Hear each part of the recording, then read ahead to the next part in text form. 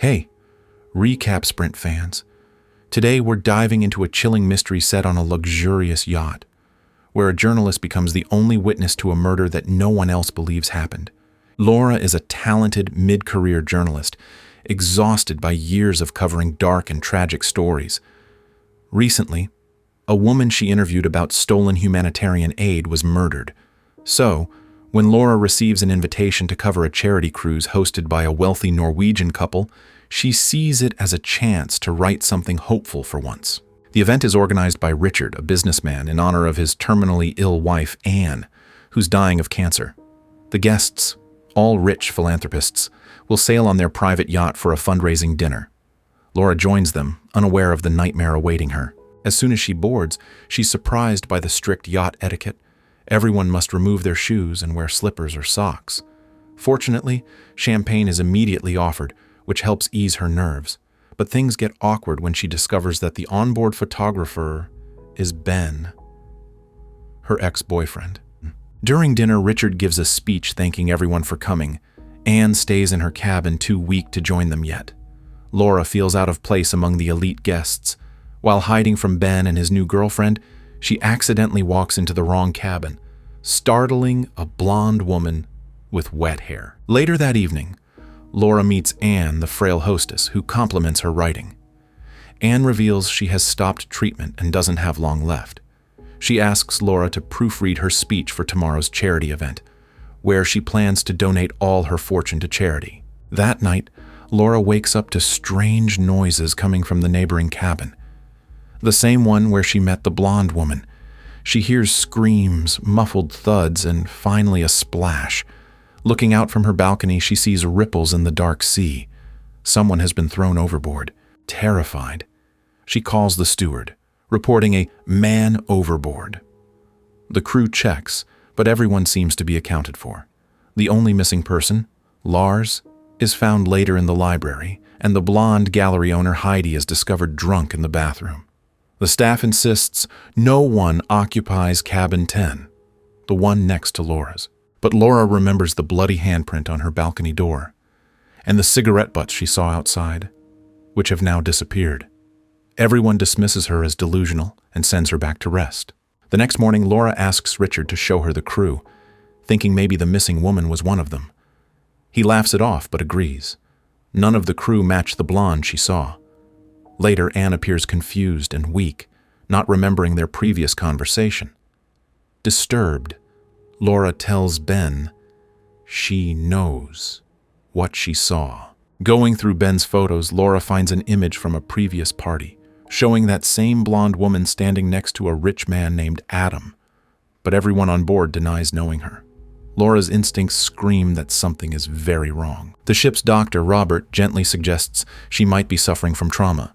After all, her recent interviewee was drowned. Richard promises to ask the head of security, Sigrid, to look into it, but reminds Laura that she's here to work, not investigate. Trying to relax, Laura visits the onboard spa, but on the fogged glass door, someone has written with their finger, "Stop." When she asks for the surveillance footage, she's told the cameras are disabled to protect guests' privacy. Perfect. No witnesses. Determined, Laura sneaks onto the next balcony to check the adjacent shower, where she finds a clump of blonde hair in the sink. Proof someone lived there. She hides it in her cabin. Ben warns her not to provoke the powerful hosts and promises to help her go to the police once they dock. Later, Laura meets Lars's girlfriend, who reveals he runs a facial recognition company and dislikes women. She's just a paid companion for appearances. Laura also confronts Heidi, who warns her to stop asking questions. "You'll only make enemies here." During the next party, a strange musician named Danny plays guitar and reminds Anne how they sang together last year. But Anne suddenly leaves, escorted away by the doctor and security. Laura grows more suspicious.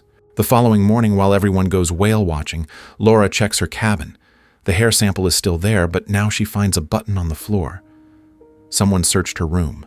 When she goes outside for air, someone pushes her into the pool and traps her under the closing cover. Laura nearly drowns before guests notice and pull her out. She accuses the doctor, who's missing a button from his sleeve, but he denies everything. Later, her soaked coat is taken for cleaning, and the evidence hidden in its pocket disappears. Only Ben knew about it. Danny leaves the yacht, and the other guests turn against Laura, calling her paranoid. That night, she sees a shadow outside her door, a blonde woman walking away. She follows her to the engine room and finally comes face to face with the supposed victim, alive. The blonde reveals her name is Carrie. She's been pretending to be Anne. Richard found her through facial recognition software and hired her to impersonate his dying wife to rewrite the will in his favor. The real Anne caught them together, and in panic, Richard killed her and dumped the body overboard. Carrie admits she agreed to the plan for money. She has a daughter in an orphanage. Laura warns her that Richard will kill her too once the will is signed.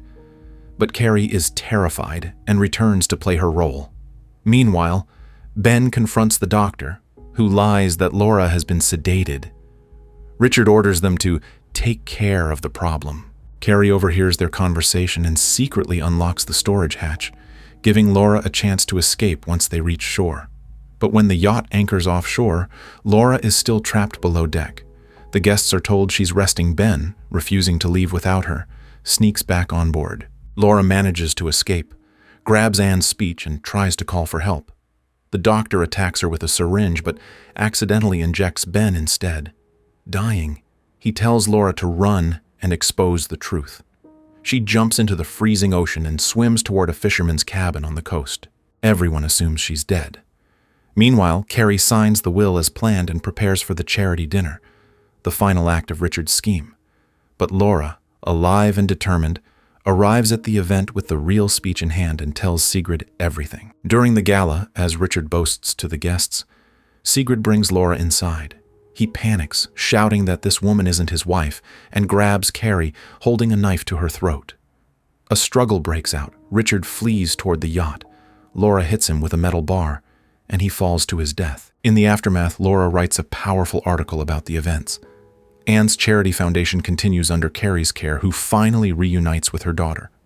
Laura, however, decides she's not ready for new journeys, not after what happened at sea. And that's it for today's recap. If you enjoyed it, hit that like button, subscribe to Recap Sprint, and tell us in the comments what you'd rate this movie from 1 to 10. See you next time.